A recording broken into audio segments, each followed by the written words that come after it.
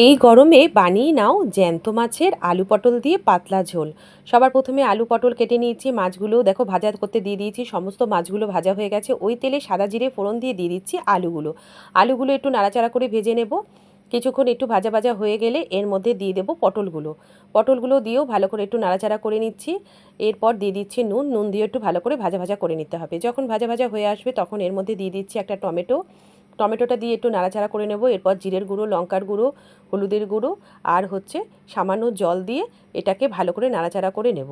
নাড়াচাড়া করে একটু ঢাকা দিয়ে হতে দেবো। কিছুক্ষণ পর ঢাকনা খুলে ভালো করে নাড়িয়ে চাড়িয়ে এর মধ্যে যখন কষা হয়ে যাবে তখন পরিমাণ মতো জল অ্যাড করে দেবো। জলটা দিয়ে ভালো করে ফুটতে দেবো। যখন ভালো করে ফুটে আসবে দিয়ে দেবো জ্যান্ত মাছ।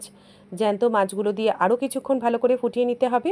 ব্যাস ভালো করে যখন ফুটে উঠবে তখন কিন্তু গ্যাসটা আমি অফ করে দেবো। ব্যাস তৈরি হয়ে গেল জ্যান্ত মাছের পাতলা করে ঝোল। কেমন হয়েছে অবশ্যই জানিও।